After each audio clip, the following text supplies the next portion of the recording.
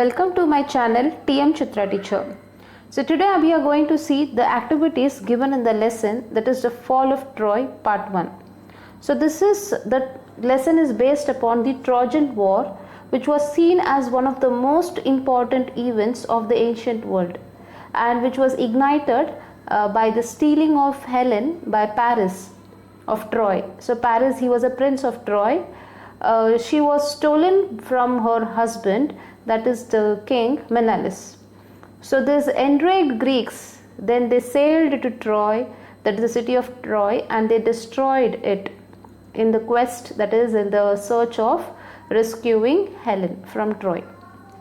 So let us see to the activities. So here you will get the activities solved, that is in the English workshop.